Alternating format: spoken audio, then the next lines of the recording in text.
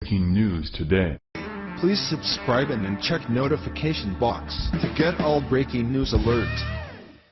President Donald Trump gets grief from the left, regardless of what he says and does, and the recent tragedy in Texas proved no different.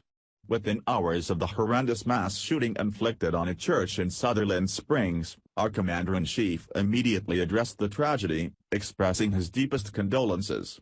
However, political commentator Keith Olbermann was immediately fired up about the president's remarks, calling Trump a pig.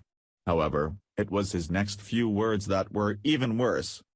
While President Donald Trump is away in Asia, a disturbing incident took place at the First Baptist Church in Sutherland Springs, Texas.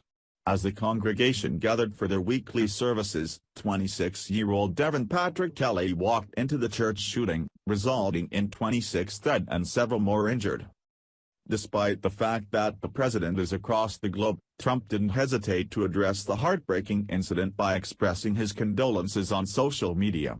As any respectable public figure would do, Trump immediately addressed the disturbing incident that unfolded in Texas, but it wasn't good enough for Olbermann. In fact, it would only set him off. Trump wrote, "May God be with the people of Sutherland Springs, Texas. The FBI and law enforcement are on the scene. I am monitoring the situation from Japan." However, with just those 3 sentences, Trump left Olbermann so infuriated that the enraged leftist resorted to name-calling, aimed directly at the President of the United States. Olbermann, who's currently the host of GQ's political web show The Resistance with Keith Olbermann, not only disrespectfully called the president a pig, he went on a nonsensical temper tantrum, and it's what followed his name-calling that made the situation so much worse. Olbermann responded to Trump's tweet, saying, "You pig, real Donald Trump. If the shooter were a person of color or a Muslim, you'd be heading home calling for the death penalty." Not only was Olbermann calling Trump a pig because Trump was invoking God instead of gun control, the liberal lunatic also engaged in racist divisive rhetoric while he threw all common sense aside, ignoring the fact that the shooter is dead, so the death penalty can't be demanded. It was already dished out in the form of instant justice. "You pig, at real Donald Trump. If the shooter were a person of color and or a Muslim, you'd be heading home calling for the death penalty." pic.twitter.com web link. Keith Olbermann, at Keith Olbermann, November 6, 2017. This is truly disgusting. Not only is he blatantly disrespecting the President of the United States by calling him a pig, he appears offended by Christian values, so much so that logic has been completely cast aside. What's more, could you imagine if Trump did demand the death penalty in this case? The liberal press would have a field day, painting him as a moron for saying such a thing when the subject is already deceased. Yet, they get away with it time and time again since they also said something similar regarding the Vegas shooter. The double standard is so blatantly obvious, it's sickening. Secondly, the fact that Olbermann is assuming Trump would react differently solely based on the gunman's skin color or religion is ridiculous. In fact, when the Islamic terror attack struck the Orlando Pulse nightclub, Trump responded very similarly to a remark he made about the current shooting in Texas.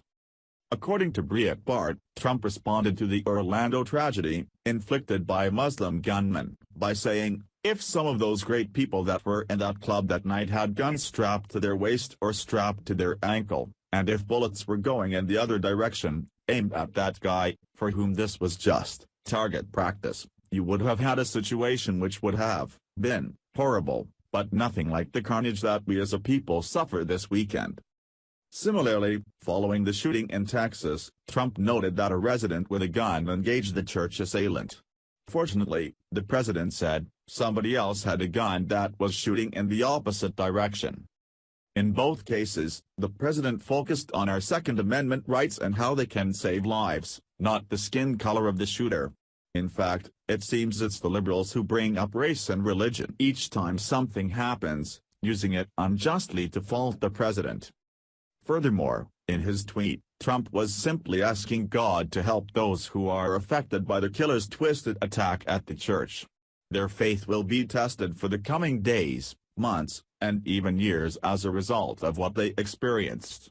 They're in need of God's guidance and comfort now more than ever before, considering the tragedy and loss they just experienced. Praying for them isn't wrong. It's compassionate. It's a shame that our country is turning into a place where, during a time of tragedy, even our president can't seek God's help without liberals becoming unhinged and going on illogical tirades. In reality, the best thing we can do for the people at Sutherland Springs is to seek God's comfort for them through prayer. Just because the left wants to step on the bodies of those who were killed and push their political agenda for gun control, it doesn't mean the rest of the nation agrees. Whether Olbermann wants to admit it or not, if someone in the congregation had been carrying concealed, far fewer people would have been killed. Share the story and leave a comment by clicking one of the buttons below. Follow us on Facebook at Mad World News.